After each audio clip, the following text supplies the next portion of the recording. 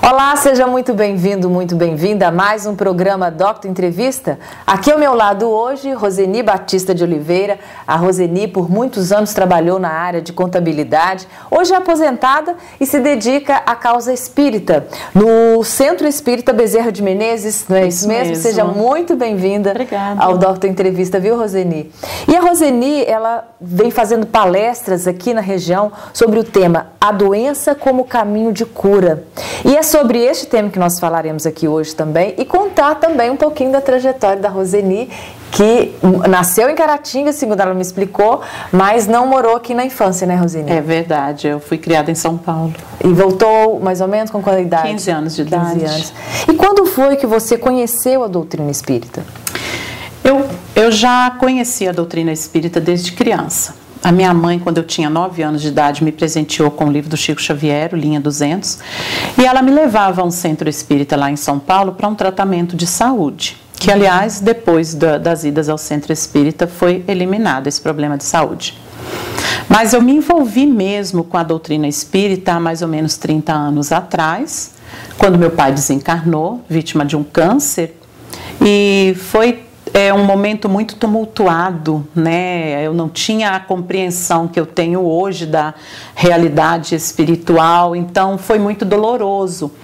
Um dia eu estava na casa da minha mãe e aquele questionamento todo sobre vida e morte, sobre continuar ou não a existência da vida após a morte do corpo físico, estava me martirizando, estava me doendo muito. E eu saí andando, sem destino. E nós morávamos no bairro Limoeiro e a minha caminhada foi me levar até a Igreja da Conceição, lá na Praça da Conceição, já na entrada do bairro Santa Cruz, né? E eu cheguei lá e me ajoelhei no banco, no último banco da igreja e chorei muito, lavei a alma com Deus.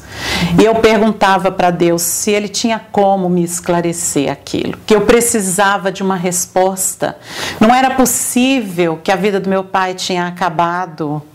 Não era possível que tudo aquilo que a gente viveu de bom, de belo, podia ter terminado ali. E eu fui embora, depois de muito chorar, de muito desabafar com Deus, eu fui embora para minha casa. E quando eu estava entrando no prédio onde eu morava, uma vizinha me parou e falou que queria me fazer um convite, que queria me convidar para participar de uma palestra no Grupo Espírita Dias da Cruz. E eu disse para ela, olha, eu vou aceitar o seu convite, porque eu acabei de fazer um questionamento para Deus e quem sabe Deus não vai me responder agora. Você tinha mais ou menos quantos anos nessa época? 20 e poucos anos, 20 anos mais ou menos. E então eu fui para a palestra à noite lá no Grupo Espírita Dias da Cruz com ela, e a palestrante da noite já iniciou a palestra falando assim, gente, quando nós somos convidados para fazer uma palestra, nós pesquisamos, estudamos, juntamos material, a gente se prepara para vir aqui e passar uma mensagem para vocês. E eu cheguei aqui com a minha palestra preparada, no entanto, assim que eu entrei na Casa Espírita, eu recebi uma intuição fortíssima de mudar o tema da palestra. E como intuição a gente não rejeita, eu aceitei mudar o tema para aquilo que me foi intuído pelos Espíritos. E eu vou falar para vocês hoje sobre a paciência. Mas não é qualquer paciência, é sobre a paciência que se deve ter diante da morte de entes queridos. Nossa, exatamente o que você estava buscando. O que eu precisava, o que eu pedi a Deus que me esclarecesse, e a palestra dela foi extremamente consoladora. Então foi a partir daí que eu fechei definitivamente com a doutrina espírita, que é o Consolador prometido por Jesus. Sim. E hoje você faz esse trabalho na doutrina espírita também como palestrante, né? Sim. E outras atividades também, você apoia lá. Fala um pouquinho sobre esse trabalho. Sim. Olha, as palestras eu me iniciei, creio que há 4 anos, né? E o bom de você fazer palestra é que você aprende muito, porque é claro, cada vez que você vai fazer uma palestra, você tem que estudar aquele tema. Às vezes a casa te dá um tema para você trabalhar e às vezes você fica à vontade na escolha do tema, né? Então, fazer palestras ensina muito a gente, mas exige muito da gente também. Porque quanto mais conhecimento você adquire, maior é a sua responsabilidade na prática daquele conhecimento. Né? Então, tem os dois lados da moeda. E além das palestras, eu faço trabalho de atendimento fraterno, de passe e de magnetismo, porque eu sou magnetizadora também, lá no Grupo Espírita Bezerra de Menezes. O que é esse trabalho de magnetismo? O magnetismo é um trabalho que a gente faz sobre os centros vitais da pessoa, quando a gente harmoniza os centros vitais, né, que estão por alguma razão desarmonizados, desequilibrados. Lá na nossa casa, nós trabalhamos com o magnetismo voltado para a depressão. Então, todas as segundas-feiras, a partir das 19h30, nós iniciamos o trabalho que se chama TDM, é o tratamento da depressão através do magnetismo. O passe magnético é quando você doa da sua própria energia para o assistido. Para que ele se equilibre. Exatamente. E aí a gente trabalha os centros vitais que necessitam mais de harmonização. Sim. No caso da depressão, o centro vital mais trabalhado é o esplênico, que reúne os filtros do corpo físico. Sim. E como tem sido os casos de melhora? Como que tem sido o que vocês têm percebido? Olha, muitos pacientes se recuperam muito bem, porque isso depende da pessoa, né? A cura de tudo depende primeiramente do paciente. Ele tem que ter uma atitude de mudança para que a cura ocorra. Nós apenas colaboramos para facilitar a cura, né? Mas o que acontece? Há pacientes que vão lá, porque esse processo do TDM, ele é feito assim, são 3 etapas. Primeira etapa é do acolhimento. O paciente chega, nós temos lá na casa 3 psicólogos. Ou ele é atendido por um psicólogo, ou ele é atendido por algum companheiro da casa que seja capacitado para o atendimento fraterno. Nós chamamos de atendimento fraterno, esse diálogo, né, com as pessoas que necessitam. Então, ele passou por esse atendimento, aí vai ser constatado se ele é um caso de depressão ou não. Porque há casos em que a pessoa está vivendo um momento difícil, mas com uma conversa, um bate-papo saudável, a pessoa consegue se reestruturar e seguir o caminho. Quando o caso já é de depressão, que já necessita de algo mais, então ela é encaminhada para o TDM. A segunda etapa é a evangelioterapia. Porque nós sabemos que não há terapeuta melhor do que Jesus.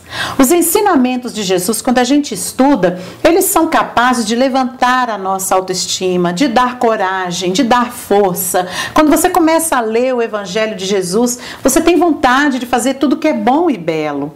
Então, a evangelioterapia é parte desse tratamento também.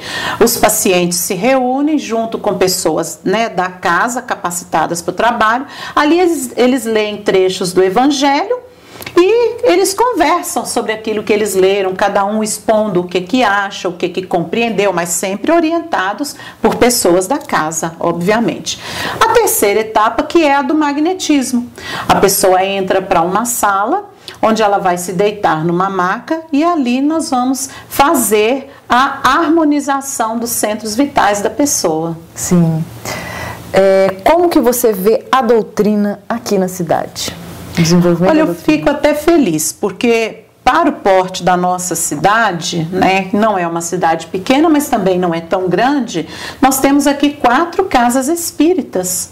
E isso é muito bom, né? São 4 casas espíritas que trabalham de acordo com a Federação Espírita Brasileira, que é o Grupo Espírita Dias da Cruz, o Grupo Espírita Bezerra de Menezes, o Grupo Espírita José Grosso e o Instituto Espírita Caminho da Luz, que funciona lá no bairro Santa Cruz. Eu acredito que o movimento esteja bem representado aqui na cidade. Maior desafio? Conscientização. A missão da doutrina espírita é de ajudar o homem a se conhecer e a conhecer a Jesus. Quando a gente consegue conscientizar as pessoas de que o espiritismo não é contra nada nem ninguém, a gente venceu uma batalha enorme. Porque infelizmente o espírita e o espiritismo enfrenta ainda hoje, em pleno século XXI, um preconceito muito grande. As pessoas que desconhecem como que qual a base, o embasamento do espiritismo, as pessoas, elas fantasiam, né? Mistificam a imagem do espiritismo, e o espiritismo, esse que foi codificado por Allan Kardec, tudo que ele não é místico. né? Muito pelo contrário, nós temos embasamento científico para tudo, menos misticismo, né? Mas infelizmente a gente enfrenta esse problema. Mas a gente tem paciência e perseverança, porque a gente sabe que devagar a gente vai conseguindo mostrar para as pessoas, até através das nossas ações, o que é o verdadeiro espiritismo. Muito bem. Bom, eu vou chamar o intervalo, Roseni, e daqui a pouquinho nós voltamos para continuar esse bate-papo e falar mais sobre o tema da palestra que ela tem feito aqui na região, que é a doença como caminho de cura, a doença como uma bênção. Você vai entender exatamente o que ela quer dizer nessas palestras daqui a pouquinho, depois do intervalo.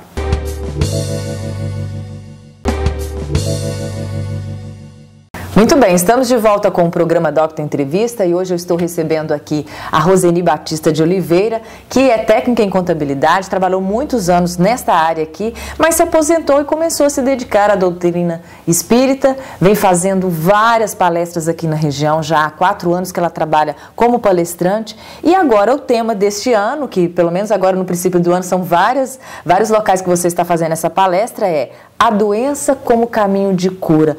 Vamos explicar para as pessoas em casa, então, Roseni, por que você diz que a doença é o caminho da cura?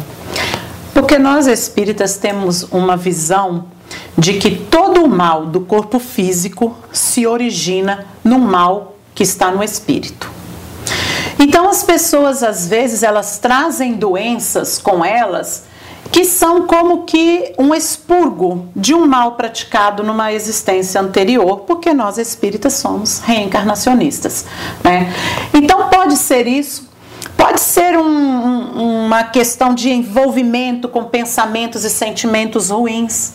Eu costumo até brincar, sábado mesmo, quando eu fiz essa palestra, eu falei assim, olha, não adianta. Às vezes a pessoa vai na casa espírita, toma passe, assiste uma palestra que é um estudo, né? Bebe a água fluidificada, faz uma oração, aí sai do centro espírita, chega lá na casa dela, envenena o gato do vizinho porque está sendo incomodado. O que essa pessoa vai alcançar de bom na vida dela? Aí nós vamos analisar o ato de envenenar o gato do vizinho. Porque a pessoa, para ter coragem de concluir uma ação dessa, é porque o sentimento que está nela não é bom. Se você não traz dentro de você um sentimento bom, você vai adoecer o seu corpo. Sim. Né? Os pensamentos que nós temos, eles são criadores. Nós somos co-criadores de tudo que existe aí. Então a pessoa, às vezes, mal levanta, ela já está envolvida em pensamentos ruins. Ela está remoendo um problema que aconteceu lá atrás. Ah, aquela pessoa me ofendeu, me fez mal, eu não gosto dela. O meu vizinho é um chato, vive me perturbando. Sabe? O cachorro do vizinho. E aquilo ali a pessoa começa só pensamentos ruins. Ou começa a direcionar um pensamento ruim para alguém de quem ela não gosta. Deveria morrer, deveria adoecer, né? Deveria sofrer e tal. Então, o que acontece? Os nossos pensamentos, eles geram ondas mentais. Essas ondas, elas entram em sintonias com outras ondas idênticas a elas. Então, se você está com pensamentos bons, os seus pensamentos vão se encontrar com ondas também boas. Mas se você está com pensamentos de baixo padrão vibratório, que é assim que nós costumamos dizer no espiritismo, os seus pensamentos vão se encontrar com pensamentos de baixo padrão vibratório.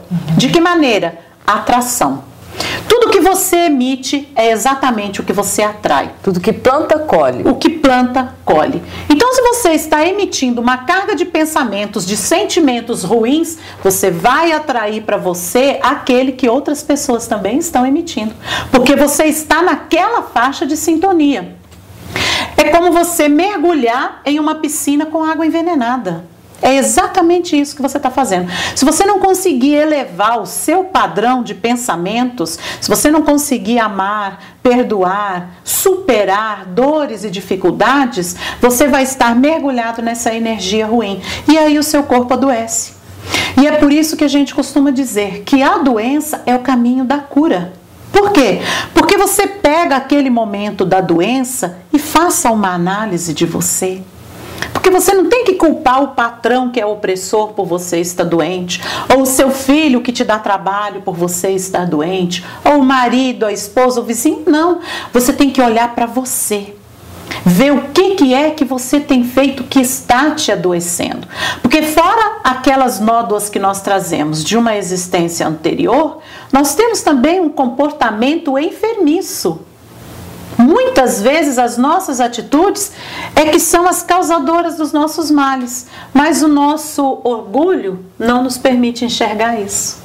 E através deste trabalho lá na doutrina, isso tudo é abordado. Isso né? tudo é abordado. O autoconhecimento, descobrir Isso. quais são, aonde estou me equivocando, seria isso? Exatamente. O que eu posso, porque é a reforma íntima que a doutrina espírita tanto fala. Eu tenho que ser melhor, não do que o meu irmão, eu tenho que ser melhor do que eu. Hoje eu não quero cometer os mesmos erros que eu cometi ontem.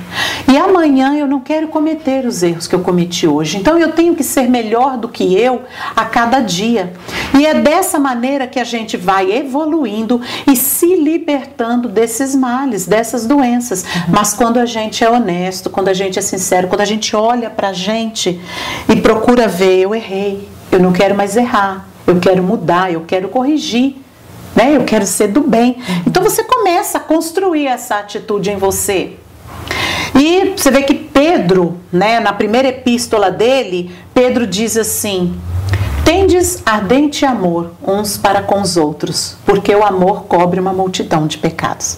Se nós aprendêssemos a amar como esse amor de que Pedro falou, que é o amor que Jesus ensinou, o amor fraterno, aquele amor que não exige, mas que só oferece pelo simples fato de que ama, de que quer o bem do seu próximo, nós já estaríamos imunes à doença. Então o que acontece? O caminho da cura, ele pode vir através da doença, para você resgatar, ou através do amor. Se você não aprendeu a amar, você tem que aprender a crescer, a evoluir de alguma forma. Sim. Melhor seria se fosse pelo amor, né? Não pela dor, exatamente. Né? Então, no caso da doença, vocês fazem então esse trabalho primeiro de conscientização, para que as pessoas comecem a entender se estão criticando demais, se falta perdão, e a partir desse momento conscientizá-las da importância de mudar de atitude. Isso mesmo. E aí a cura começa a acontecer, é isso? Exatamente. E o magnetismo é para reforçar essa energia, para que, como se transferisse uma energia positiva para a pessoa ou não? O magnetismo, a gente ajuda a pessoa a harmonizar as energias dela. Então a pessoa vai lá, às vezes a pessoa chega lá com os centros vitais desarmonizados. Através do passe magnético, nós reharmonizamos esses centros vitais. Mas se a pessoa não mudar de atitude... desorganiza de novo. Exatamente. E a desorganização faz com que essa energia baixe, exatamente. A pessoa fique imune a doenças... ela se torna vulnerável. A bactérias, vírus... Exatamente, ela se torna vulnerável. Então o caminho da cura, a doença é o caminho da cura espiritual. Espiritual. Que é o que mais importa. Exatamente. Você tem que buscar se curar das suas doenças espirituais, da sua personalidade, da sua má índole, das suas tendências ruins, das suas fragilidades. É isso que a gente tem que aprender. Que era o que Jesus falava, né? Se seu olho te faz pecar, arranca. Exatamente, arranque o seu olho, joga fora. É melhor você entrar na vida tendo um olho só do que entrar com os dois e perder a vida. Sim. Né? Isso acontece por quê? Isso nós chamamos no Espiritismo de culpa tóxica. No livro Memórias de um Suicida, há um relato que ele explica o que é a culpa tóxica. Um dos personagens desse livro, Mário Sobral, ele cometeu o crime de assassinar, enforcada com as próprias mãos, a mulher que ele amava.